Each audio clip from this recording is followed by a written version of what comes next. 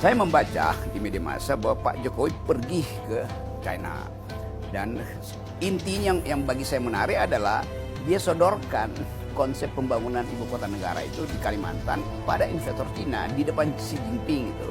Bahkan dia tawarkan, ya silahkan Cina, kira-kira dia gampang, bangunin buat gue deh ibu kota itu, termasuk desain segala macam kan. Kan itu menurut analisis saya itu berbahaya tuh.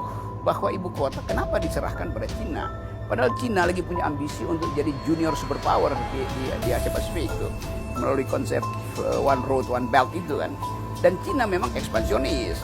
Dan saya terangkan bahwa beberapa kasus di Pacific Basin ini, di Danau Pasifik, Bangladesh atau siapa yang terakhir itu, diambil alih kan karena nggak bisa bayar utang, infrastruktur pelabuhan diambil alih oleh Cina, juga begitu di Afrika. Jadi saya justru kasih warning bahwa masyarakat Kalimantan, masyarakat adat terutama akan mengalami problem. Kalau itu diambil alih Cina, itu berarti Cina punya hak untuk meminggirkan masyarakat adat tuh.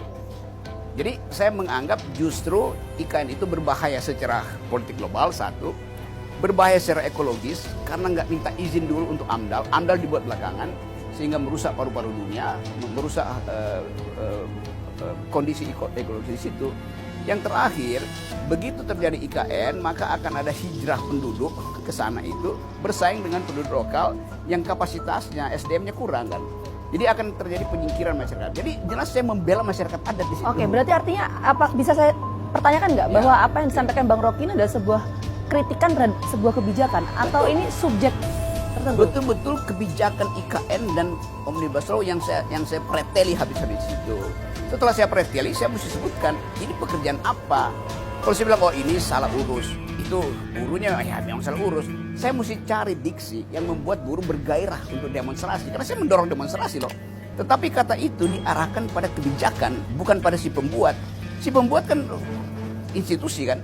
Jadi nggak mungkin tuh menimbulkan semacam dendam pada saya. Saya nggak ada problem dengan Pak Jokowi secara personal kok. Oke, kalau tadi Bang Rocky menyampaikan bahwa ini adalah sebuah kritikan terhadap kebijakan, ya, bukan Presiden atau Jokowi sebagai personal. Yes. Tapi ada anggapan di luar sana bahwa ini adalah sebuah penghinaan. Itu gimana? Dan kebijakan itu kan dikritik karena saya bayar pajak. Maka saya akan tegur mereka yang salah di kebijakan itu kan. Jadi kalau dia personal, kalau dia disebut sebagai penghinaan, artinya saya melecehkan martabat seseorang. Hinaan itu hanya menyangkut martabat seseorang. Kalau saya sebut martabat, bahasa Inggrisnya dignity. Tapi kata dignity tidak mungkin lepas dari kata sebelumnya, human dignity. Karena hanya human, hanya manusia yang punya dignitas, punya martabat. Kalau lembaga nggak punya martabat, presiden punya martabat nggak bisa. Presiden itu 5 tahun sekali berubah. Jadi nggak mungkin. Martabat itu melekat seumur hidup pada manusia. Nah kalau saya terangkan itu, mestinya orang bisa mengerti bahwa kritik saya itu terhadap martabat yang sebetulnya nggak boleh ada pada kepala negara, yang boleh ada pada kepala keluarga. Jadi martabat presiden sebagai keluarga tidak saya singgung. Yang saya kritik adalah kebijakan dia. Jadi itu intinya kan. Jadi mereka nggak bisa bedain kan. Nah yang nggak bisa bedain itu menganggap bahwa presiden adalah bapak. Kan sering itu kan bapak kita. Loh bapak itu kalau bikin salah nggak boleh kita kritik. Tetapi bapak kita kan nggak bisa kita ganti. Nah presiden kalau dia bapak kan dia bisa diganti. Jadi metafor itu salah. Tapi ada juga yang menyayangkan kalau memang itu sebuah kritikan terhadap kebijakan, kenapa diksi itu bisa keluar? Kalau saya pakai diksi yang lemah lembut, itu nggak ada efeknya. Sama misalnya kamu, Gina, kamu pasang weker. Bangunin saya pagi-pagi ya, kamu pasang weker. Wekernya bunyi, kamu nggak bangun, saya siram air. Lalu kamu marah. Kan poinnya supaya kamu bangun. Itu juga kalau saya kasih ucapan yang lemah lembut pada pemerintahan Jokowi, ya nggak bunyi. Kan diskusi dan kritik terhadap dua soal itu, IKN dan Omnibus Law, udah 3 tahun ini nggak ada akibatnya. Maka saya pilih istilah itu supaya dia bam gitu, supaya ada wake up call gitu. Tapi kalau kita lihat sekarang ada pelaporan terhadap Bang Rocky Gerung gitu ya. Sekarang sudah ada, kalau catatan saya kurang lebih ada 13 ya Bang ya?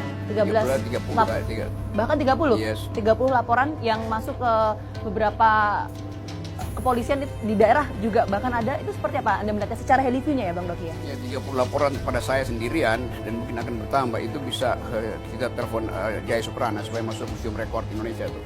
Wah, laporan. Kan itu laporan absurd semua kan. Semua laporan itu akhirnya dinyatakan diambil alih oleh Barreskrim. Padahal sebelumnya Barreskrim bilang bahwa nggak ada laporan itu, karena itu ditolak, penghinaan itu kan. Kan unsur pertama kan penghinaan. Mereka demo karena dianggap saya menghina kan. Menghina siapa? Yang menghina, saya bilang saya nggak menghina presiden. Lalu PDIP bilang mereka, dia tuh kader kita tuh. Jadi saya menghina kader PDIP. Urusan apa sih sama kader PDIP? Kan ngaco tuh jalan pikiran itu kan. Lalu akhirnya dikasih ke Polda tuh. Polda kemudian ya udah dicarilah delik apalah segala macam tuh, undang-undang ITE, apa ITE. Di dalam undang-undang ITE saya disebut menyebar berita bohong. Lo bener Presiden Jokowi datang ke situ kok ada beritanya, bohongnya di mana tuh? Ya bener, buruh itu memang mau demo. Tapi Rocky Gerung ngompori mereka tuh supaya macetin jalan tol. Enggak begitu. Saya bilang kalimat saya, aksi 10 Juli itu pasti akan mematikan jalan tol dan itu biasa. Lalu saya tambahkan daripada lebih baik macet jalan tol daripada macet jalan pikiran. Saya bilang begitu kan. Jadi keadaan itu yang menimbulkan laporan-laporan yang 30 itu. Sekarang diambil alih Barreskrim. Sekarang kita mau tanya, deliknya apa? Berarti Bang Rocky melihat ini ada kejanggalan dalam proses pelaporan ini atau gimana? Ya memang janggal, kan mestinya diproses di Polda kan. Tapi karena buat efisiensi dibawa ke Barreskrim tuh. Nah sekarang bagaimana misalnya Barreskrim menentukan status? Demo itu menuntut saya minta maaf karena saya menghina. Barreskrim bilang nggak ada penghinaan itu. Jadi dia akan cari delik lain kan. Delik apa itu? Delik pertama yang memungkinkan ada delik undang-undang ITE. Berita bohong gitu. Enggak, saya nggak berita bohong, ada faktanya.